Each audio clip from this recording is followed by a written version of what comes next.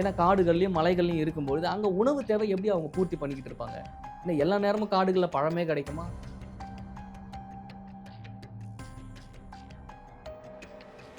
பிரபஞ்சம் உங்களுக்கு கொடுக்க தயாராக இருக்குது, ஆனால் அது எப்படி வாங்கிக்கணும் அப்படின்ற மெத்தட் உங்களுக்கு தெரியவே தெரியல.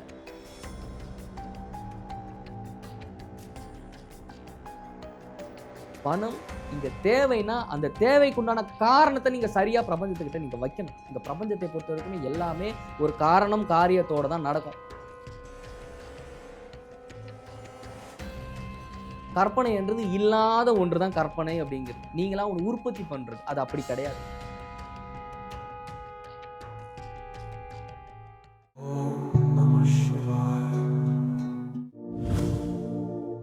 எதனால நீங்க நிம்மதி இல்லாம இருக்கீங்க? எதுக்காக உங்களுடைய நிம்மதி குறைஞ்சு போகுது? இந்த நான் சொல்லக்கூடிய இந்த விஷயங்களை நீங்க கரெக்டா உங்களோட லைஃப்ல நீங்க ஃபாலோ பண்ணீங்க அப்படின்னா உங்களுக்கு மன நிம்மதின்றதை தாண்டி வாழ்க்கையில உங்களுக்கு பொருளாக இருக்கட்டும் இல்ல பணமாக இருக்கட்டும் எந்த ஒரு விஷயமா இருந்தாலுமே எளிமையா உங்களை நோக்கி வந்துடும். பிரபஞ்சம் உங்களுக்கு கொடுத்துரும், குருமார்களும் உங்களுக்கு கொடுத்துருவாங்க. ஆனா நீங்க இந்த விஷயத்தை சரியா ஃபாலோ பண்ணல அப்படின்னா நிச்சயமா சொல்றேன், ஒண்ணுமே பண்ண முடியாது.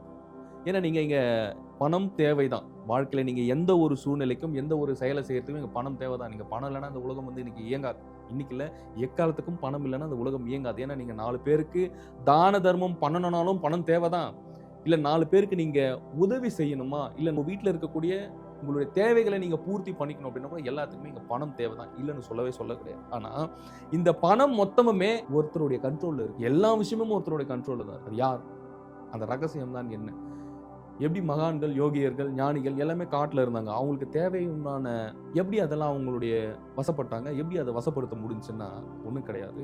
இந்த எல்லாமே ஒருத்தரோட கண்ட்ரோலில் இருக்கு அப்படின்னா அதுதான் பிரபஞ்சம் என்று சொல்லப்படுகின்ற பேராற்றல். அந்த பிரபஞ்சத்தினுடைய பேராற்றலை நீங்க முதல்ல நம்பணும். ஏன்னா நீங்க இங்க இருக்கக்கூடிய இந்த ஊனக்கண்களை நீங்க பார்க்குற விஷயங்கள் எல்லாமே உங்களுடைய கைகள்ல இருந்தும் உங்களுடைய உறவுகள் இருந்தும் கடந்து இது எல்லாமே காணாம கரைஞ்சு போற ஒரு விஷயம் தான். ஆனா நீங்க இந்த ஊனக்கண்களை பார்க்கறது எல்லாமே மெய்ன்னு நினைச்சுக்கிட்டு உங்களுடைய உடலும் மனமும் ஆன்மாவை கடந்த ஒரு நிலைகள் இருக்கு இல்லையா, அந்த நிலைகள்ல உங்களுடைய ஃபோக்கஸ் நீங்க வைக்க மாட்டீங்க. இதான் உங்களுடைய ஆழ்ந்த பிரச்சனையே. ஏன்னா பிரபஞ்சம் ஒவ்வொரு நொடியுமே நீங்க அதுக்கிட்ட என்ன கேட்குறீங்களோ அந்த எண்ண அலைகள் அதுக்கு போய் டிரான்ஸ்ஃபர் ஆகிக்கிட்டே இருக்கும், ஒரு டேட்டா மாதிரி. ஒரு செல்போன்ல பேசிக்கிட்டு இருக்கீங்க, உங்களுடைய வேண்டியவங்க எங்கேயோ ஆப்போசிட்ல ஒரு 100-200 கிலோமீட்டருக்கு அந்த பக்கம் தாண்டி இருக்காங்க.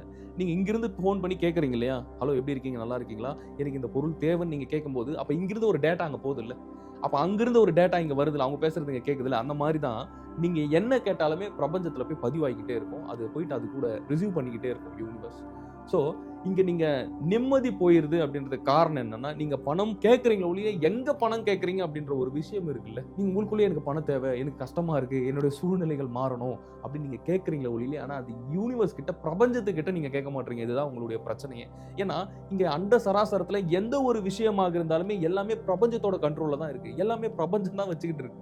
பிரபஞ்சமும் இறைவனும் இயற்கை இதுக்கு உட்பட்டு தான் இருக்கு. அப்படின்னும் போது ஒவ்வொருத்தருமே நீங்க ஒவ்வொரு கணமும் எப்படி பிரபஞ்சத்துக்கிட்ட கேட்கணும் அப்படின்றத முதல்ல தெரிஞ்சு எப்படி பிரபஞ்சத்துக்கிட்ட இருந்து பெறுறது. அப்ப பிரபஞ்சத்துக்கிட்ட இருந்து எப்படி எல்லாமே தேவைக்குண்டானதெல்லாம் சித்தர்கள் எல்லாம் புகையில இருந்தாங்க, ஞானிகள்லாம் இன்றளவும் தனிமைப்படுத்திட்டு நிறைய இடங்கள்ல இருக்காங்க. ஏன்னா காடுகள்லையும் மலைகள்லையும் இருக்கும்பொழுது அங்க உணவு தேவை எப்படி அவங்க பூர்த்தி பண்ணிக்கிட்டு இருப்பாங்க? இல்லை எல்லா நேரமும் காடுகளில் பழமே கிடைக்குமா, இல்லை பழங்களோ இல்லை காய்கறிகளோ கிடைக்குமா? அப்போ இந்த பிரபஞ்சம் உங்களுக்கு கொடுக்க தயாரா இருக்கு, ஆனா அது எப்படி வாங்கிக்கணும் அப்படின்ற மெத்தட் உங்களுக்கு தெரியவே தெரியல. ஏன்னா நீங்க பிரபஞ்சத்தை நம்பல. விஷயம் அதான். ஏன்னா இங்க எல்லாமே பிரபஞ்சத்தினுடைய கோட்பாடுகளுக்கும் இறைவனுக்கும் உட்பட்டு தான் எல்லா விஷயங்களுமே இங்க நகர்ந்துட்டு இருக்கின்றதை நீங்க ஆணித்தனமா உணரணும். புரிஞ்சுக்கிறதெல்லாம் அப்பாற்பட்ட விஷயம். இங்க நீங்க உணரும் பொழுதே உங்களுக்கு தேவைக்குண்டானது எல்லாமே கிடைச்சிடும். ஆனா இங்க உங்களுடைய மனம் பல விஷயத்துல வெளியே ஊடுருவும் போது, மனம் பல விஷயங்களை போய் சிக்கும் போது என்ன ஆகுதுன்னா உங்களுக்கு தேவைகள் இங்க பூர்த்தியாக மாட்டேங்குது. ஏன்னா எனக்கு பணம் வேணும், பணம் வேணும், பணம் வேணும், பணம் கேட்டா மட்டும் போதாது. ஒரு விஷயம் கேட்டா அது வந்துருமானா அப்படி கிடையாது. ஆனா பணம் இங்க தேவைன்னா அந்த தேவைக்குண்டான காரணத்தை நீங்க சரியா பிரபஞ்சத்துக்கிட்ட நீங்க வைக்கணும். இந்த பிரபஞ்சத்தை பொறுத்த வரைக்குமே எல்லாமே ஒரு காரணம் காரியத்தோட தான் நடக்கும். ஃபார் எக்ஸாம்பிள், நீங்க ரோட்ல போயிட்டு இருக்கீங்க, பைக் எடுத்துட்டு போறீங்க, பெட்ரோல் தீர்ந்து போச்சு, பெட்ரோல் டேங்க் ஃபுல்லா இருக்குன்னு வச்சுக்கீங்களேன். பெட்ரோல் டேங்க் ஃபுல்லா இருக்கும் போதே போயிட்டு பெட்ரோல் பங்க்ல போயிட்டு பெட்ரோல் அடிங்க அப்படின்ட்டு கேட்க முடியுமா? திட்டமாட்டான். ஐயோ பெட்ரோல் டேங்க் ஃபுல்லா பெட்ரோல் இருக்கு, நீ என்னையா இதுக்கும் மேல பெட்ரோல் ஊத்தணும்னு சொல்றேன்ட்டு அவன் திட்டமாட்டான். அப்போ பெட்ரோல் தீந்து போச்சு, ஃபியூல் காலி, அதனால நான் ஃபியூல் அடிக்க போறேன், இது ரீசன். அப்ப நீங்க எந்த ஒரு விஷயத்துக்குமே பிரபஞ்சத்தை பொறுத்தவரைக்கும் ஒரு காரணம் நீங்க சொல்லி தான் ஒரு விஷயத்தை நீங்க கேட்கணும். அதுவும் எந்த நேரத்துல நீங்க கேட்கணும் அப்படின்னா இதுக்குன்னு ஒரு வரைமுறைகள் இருக்கு. எப்பன்னா அதிகாலை காலையில 3 to 4 இந்த பிரம்ம முகூர்த்த நேரத்துல எழுந்து ஒரு சில மகா மந்திரங்கள் எல்லாமே இருக்கு. அது பிரம்மயோகம் கிளாஸ்ல நான் ஒவ்வொரு யோகிகளுக்கும் சொல்லி கொடுத்துட்டு இருக்கோம். ஸோ அந்த மகா மந்திரத்தை ஒவ்வொருத்தரும் பயன்படுத்தி மேனிஃபெஸ்ட் பண்ணும்போது எளிமையா உங்களுக்கு தேவைக்கு உண்டான விஷயங்கள் எல்லாமே வந்துடும். ஆனா இதெல்லாம் நீங்க ஃபாலோ பண்ணாம பிரபஞ்சத்துக்கிட்ட எப்படி கேட்கறது என்னன்னே தெரியாம வாழ்க்கை மாறிடணும், என்னோட சூழ்நிலைகள் மாறிடணும், இப்படிலாம் மாற்ற முடியாது. நீங்க பணம்னு ஓடிட்டுன்னா அது விரட்டும், அதான் மாயேங்கிறது. அப்ப நீங்க ஒரு விஷயத்த விரட்ட அது ஓடிக்கிட்டே தான் இருக்கும். அது பின்னாடி நீங்க ஓடிக்கிட்டே தான் இருக்கும் கடைசி வரைக்கும். 18 வயசுல வேலைக்கு போறத ஸ்டார்ட் பண்ணிருப்பீங்கன்னு வச்சுங்களேன். ஒவ்வொருத்தரும் 70 வயசு வரைக்கும் வேலைக்கு ஓடிக்கிட்டே தான் இருக்கும். ஆனா வாழ்க்கை சூழ்நிலை மாறிச்சானா மாறி இருக்காது. ஆனா எப்படி வெற்றியாளர்களுக்கெல்லாம் வாழ்க்கை மாறிச்சு, அவங்களுடைய வாழ்க்கையெல்லாம் எப்படி வெவ்வேறு விஷயங்களாகவும் எப்படி ஒரு ஒரு ஹையர் ரேஞ்சுக்கு ஒரு பெரிய பொசிஷனுக்கு எப்படி யூனிவர்ஸ் அவங்களுக்கு கொடுத்துச்சுன்னா எல்லாமே ஒரு சில மேனிஃபெஸ்டேஷன் மெத்தட்ஸ் எல்லாமே இருக்கு. அப்படி பண்ணும்போது உங்களுடைய மனதை கடந்த ஆற்றல் ஆன்மானும் பேராற்றலோட நீங்கள் இணைஞ்சு நீங்கள் உங்களை கொண்டு போகும்போது எளிமையாக அந்த சூழ்நிலைகள் எல்லாமே மாற ஆரம்பிக்கும். இப்போ எல்லாம் என்ன நினச்சிக்கிறீங்கன்னா, இந்த பிரம்ம முகூர்த்த நேரத்தில் இருந்து விஷுவலைசேஷன் பண்ணணும், அதாவது கற்பனை பண்ணணும். கற்பனை பண்ணால் மட்டும் ஒரு விஷயம் கிடைச்சிரும். நம்ம உட்காந்து அமைதியாக கண்ணை மூடி சின்முத்ரால கையை வச்சு நம்ம என்ன தேவையோ அதை நினைச்சா மட்டும் வந்துடும், அதை கற்பனை பண்ணால் மட்டும் வந்துடும்னா எப்படி வந்துடும்? கற்பனை என்றது இல்லாத ஒன்று தான் கற்பனை அப்படிங்கிறது. நீங்களாம் ஒரு உற்பத்தி பண்ணுறது, அது அப்படி கிடையாது கற்பனை. இங்க கற்பனைக்கும் உள்ளுக்குள்ளார துளிர் விட்டு ஒரு விஷயத்தை கொண்டு வருவதற்கும் வித்தியாசம் இருக்கு. இப்போ ஃபார் எக்ஸாம்பிள் நீங்க உங்க வீட்டுக்கு வெளியே போறீங்க, அந்த இடத்துல ஒரு ஷீடு கிடையவே கிடையாது, அந்த இடத்துல நீங்க ஒரு விதை போடவே இல்லை. ஆனா இங்க செடி வந்துடணும்னா வந்துருமா? வராது இல்ல. அப்ப என்ன பண்ணணும்? அந்த இடத்துல ஒரு விதையை அந்த இடத்துல போட்டு அதுக்கு தேவையான உரமும் அதுக்கு தேவையான நீரும் அதுக்கு தேவையான சப்ளை நீங்க கொடுத்தா தானே அது வரும். அந்த மாதிரி தான் ஒவ்வொருத்தருடைய மனம் இந்த கர்மா எனும் சூழல்களை பல விதமான விஷயங்களை அதை சூழ்ந்து அதை கவர் பண்ணி வச்சுக்கிட்டு இருக்கு. அப்படி அதை மூடி வச்சுக்கிட்டு இருக்கும்போது அந்த இடத்துல போயிட்டு எனக்கு காசு வந்துடணும், எனக்கு பணம் வந்துடணும், எப்படி அப்போ கர்மாவெல்லாம் யார் அனுபவிக்கிறதுன்னு ஒரு விஷயம் இருக்கு இல்லையா? அப்போ இந்த வினைகளை குறைக்க ஆரம்பிக்கணும். இந்த வினைகளை ஒருத்தங்க கம்ப்ளீட்டா குறைக்க ஆரம்பிக்கும் போது உள்ளுக்குள்ளார இருக்கிற அந்த சக்தியும் அந்த ஆன்மாவுடைய பேராற்றலும் விழிப்படைய ஆரம்பிச்சு. அப்போ விழிப்படையும் போது ஒவ்வொருத்தருக்கும் ஞானம் கொடுத்துருவாரு இறைவன். முதல்ல அந்த ஞானம் கிடைச்சிருச்சனாலே நமக்கு இருக்கக்கூடிய அந்த சிற்றறிவை வச்சு நம்மளுடைய வாழ்க்கையை மாத்திக்கலாம்னா சத்தியமா முடியவே முடியாது. ஆனா ஒரு பேரறிவு, ஒரு பெரும் ஞானத்தை வைத்து உங்களுடைய சூழ்நிலைகள், உங்களுடைய வாழ்க்கையை நீங்கள் ஒவ்வொருவருமே மாற்றிக்கொள்ளும் வல்லமையும் சக்தியும் ஒவ்வொருத்தருக்கும் உண்டு. இதுதான் நாங்கள் பிரம்ம முகூர்த்தா வகுப்புல ஒவ்வொருத்தருக்கும் நாங்கள் சொல்லி கொடுத்துக்கிட்டு இருக்கோம். அப்படி உங்களோட வாழ்க்கை சூழல் மாறணும், நீங்க இறைவன் பேரொழியும் பேரமிர்தம் உங்களை நோக்கி வரணும் அப்படின்னா இதெல்லாமே செய்யணுங்க. இதெல்லாம் செய்யாம சும்மா உட்காந்து நான் விஷுவலைசேஷன் பண்றேன், எனக்கு தேவையானதை நான் அப்படியே அப்படி கண்ணை மூடி நினைச்சுக்கிட்டு இருக்கேன், எப்படிங்க? அப்படிலாம் ஒரு விஷயத்த வர வைக்க முடியாதுங்க. அதுக்குன்னு ஒரு சில மெத்தட்ஸ் இருக்கு, அதுக்குன்னு ஒரு சில வழிமுறைகள் இருக்கு. இதெல்லாம் சரியா ஃபாலோ பண்ணணும். ஏன்னா நான் இன்னைக்கு உங்க எதிரில் வந்து உட்காந்து பேசிக்கிட்டு இருக்கேன்னா சும்மா ஆன்மீகத்துக்கு வந்துடல. கிட்டத்தட்ட 10 வருஷம் போராட்டம். நான் போகாத காடுகள் இல்லை, நான் போகாத மலைகள் இல்லை.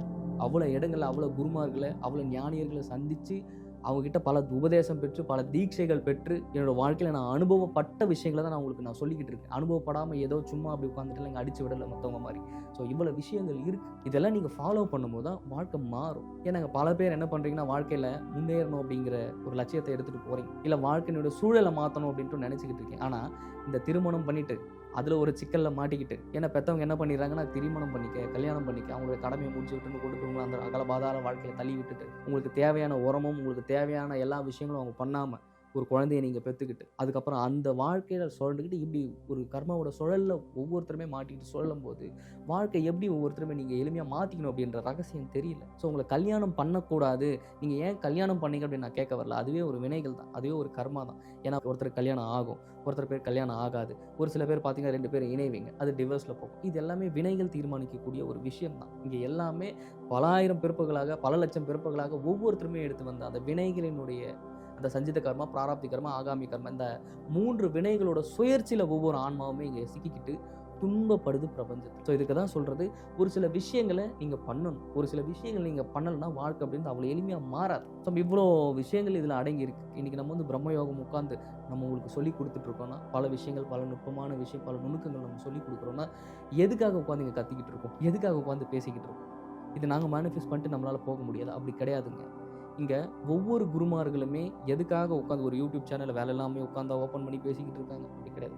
உங்களுடைய வாழ்க்கை மாற்றணும். நீங்கள் அறியாமையில் இருக்கீங்க, அறியாமை எனும் இருளில் இருக்கும்போது உங்களுடைய வாழ்க்கையில் ஒளி ஏற்று வைப்பவர் தான் ஒரு குரு அப்படின்னு சொல்கிறோம். அப்படி உங்களுடைய இருளில் இருக்கக்கூடிய உங்களுடைய வாழ்க்கையில் ஒரு ஒளி ஏற்றிடும் போது உங்களுடைய வாழ்க்கை வண்ணமயமாகவும் இறைமயமாகவும் ஒரு பிரபஞ்சத்தின் பெரும் சக்தியும் சித்தர்களுடைய பேராற்றலும் பேரு அருட்சக்தியும் உங்களுடைய ஒவ்வொருடைய வாழ்க்கையை மாற்றக்கூடிய சக்தியும் வல்லமையும் இருக்குது. ஆனால் இவ்வளோ விஷயங்கள் நம்ம பேசினாலுமே இந்த உலக வாழ்க்கையை பொறுத்த வரைக்குமே இந்த காசு பணம் பொருள் இது எல்லாமே மாயை தான்.